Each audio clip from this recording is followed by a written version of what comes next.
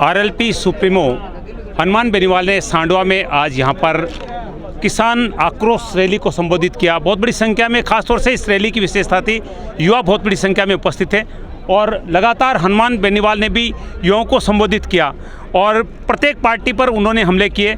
और अगर क्षेत्रीय नेताओं की बात करें विधानसभा क्षेत्र में, तो संतोष मेघवाल और पुष्पाराम गोदारा को भी उन्होंने अपने संबोधन में लपेटा था। और निश्चित रूप से जो चुनावी हलचल है सुजानगढ़ उपचुनाव की, वो पूरी इस चरम पे है। कल अपने नेता का राजेंद्र सिंह राठौड़ ने रोड शो किया था सुजानगढ़ में। कांग्रेस की बात करें तो साले मोहम्मद आए थे, उसके अलावा भी बहुत सारे मंत्रीगण हैं, वो लगातार सुजानगढ़ का दौरा करें। आप सब जानते हैं कि ये सीट जो है हॉट सीट है कांग्रेस के लिए। 4 उपचुनाव हो रहे हैं, कांग्रेस बिल्कुल चाहती है कि चारों सीटों पर उनका कब्जा हो, क्योंकि 4 इस समय कांग्रेस की जो सीटों की संख्या है वो पूरी 100 है और कांग्रेस के लिए बहुत महत्वपूर्ण है इन सीटों पर जीत दर्ज करना। और वहीं भारतीय जनता पार्टी भी पूरा प्रयास कर रही है।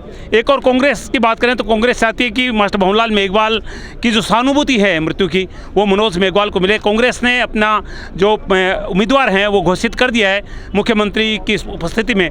भारतीय जनता पार्टी का उम्मीदवार अभी तय नहीं है और इसी बीच हनुमान जी बेनीवाल आप देख रहे हैं युवाओं से घिरे हुए इधर आ रहे हैं। भाजपा का उम्मीदवार तय नहीं है।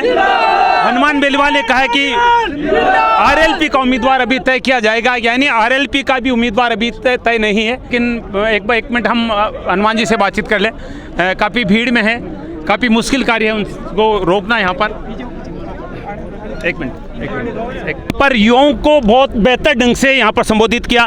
इस रैली की खास बात यह थी कि युवाओं के द्वारा ये आयोजित थी और अपने भाषण के दौरान हनुमान बेनीवाल ने युवाओं का काफ़ी उत्साहवर्धन किया। सर, क्या कहेंगे उपचुनाव के मुहाने पर इस समय ने जो यहाँ पर अपनी ताल ठोकी? देखिए, राष्ट्रीय लोकतांत्रिक पार्टी ने पहले भी पंचायत चुनाव, नगर पालिका के चुनाव लड़े हैं जी, और 2 उपचुनाव आरएलपी बनने के बाद स्टेट के अंदर हुए। जब हमने 18 के चुनाव लड़े उसके बाद जी, दोनों में एक हमने जीत दर्ज की। लोकसभा सदस्य बना मैं राष्ट्रीय लोकतांत्रिक पार्टी से और हमारे लिए कोई चुनाव नए नहीं है। और यहाँ का किसान तकलीफ के अंदर था, नौजवान तकलीफ के अंदर था। बिजली के बिलों को लेके, पानी को लेके, तीनों कृषि बिलों के खिलाफ भी बहुत समय से इच्छा थी। इस इलाके में पहले भी कई बार आ चुका हूँ और ये जोशीला इलाका नौजवानों का, और इनकी इच्छा थी कि मैं यहाँ इनको संबोधित करूँ, तो इन्होंने युवा किसान आक्रोश रैली इसको नाम दिया। और आज मैं इनके बीच संबोधन करने के लिए 3 दिन पहले हमने कह दिया था कि राष्ट्रीय लोकतांत्रिक पार्टी राजस्थान में 4 उपचुनाव लड़ेगी और मुझे पूरा भरोसा राजस्थान के नौजवानों और किसानों पर कि इन 4 चुनाव से 23 की तस्वीर क्लियर हो जाएगी। ये टेलर होंगे और पिक्चर 23 में आएगी। सर, किसानों की बात करें तो डूंगरगढ़ विधानसभा क्षेत्र में आपके साथ जो युवा खड़ा है विवेक माचरा, उन्होंने काफ़ी हद तक किसानों की आवाज़ को उठाया है। आपको क्या लगता है मूल समस्या इस क्षेत्र में किसानों की क्या है? देखिए, यहाँ एक तो सबसे ज़्यादा VCR किसानों के भरे गए, दूसरा बड़े बड़े लोड के नाम से अयन जयन बैठे हुए अपने दफ्तरों से कर देते हैं। बूंद बूंद सिंचाई के नाम से जो कनेक्शन हुए हैं वो 1 साल में सरकार उनको सामान्य श्रेणी में करे। 3-3, 4-4 साल हो गई, उसके लिए हम लगातार सरकार पर दबाव बना रहे हैं। और बिजली 24 घंटे मिले, सिंगल फेज बिजली, 3 फेज बिजली में भी सुधार हो, समर्थन मूल्य पर खरीदो, संपूर्ण स्वामीनाथन आयोग की रिपोर्ट। ये इलाका और खियूसरा का इलाका एक जैसा ही है, सिंचित इलाका। और सिंचित क्षेत्र के किसानों की जो समस्याएं वो यहाँ की मूल समस्या है, इनके समाधान के पूरे प्रयास करेंगे। सर, उम्मीदवार के बाद में कुछ तय हुआ है कौन उम्मीदवार होगा? अभी आज चुनाव के लिए हमने मीटिंग नहीं की। ये युवाओं का आक्रोश था, किसानों का आक्रोश था। इसी तरह राजस्थान का नौजवान और किसान आक्रोशित है।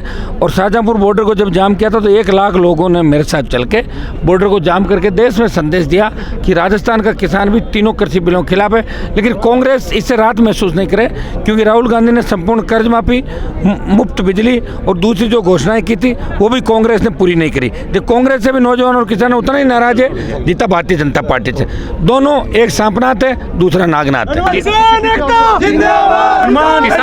किसान आंदोलन को लेकर क्या कहेंगे राकेश? ठीक है, जिस तरह से ऐसा है, किसान आंदोलन को लेकर मैं तो यही कहूँगा कि देश में 2 ही पार्टियों ने सत्ता को ठोकर मारी। अकाली दल ने पंजाब में और राष्ट्रीय लोकतांत्रिक पार्टी राजस्थान में।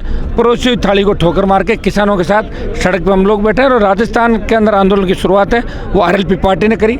बाकी लोग अगर कोई नुक्कड़ सभाएं कर रहे हैं तो वो अपना सीटा सेकने के लिए कर रहे हैं। मुझे नहीं लगता कि राजस्थान के अंदर उनको किसानों की चिंता होगी। धन्यवाद।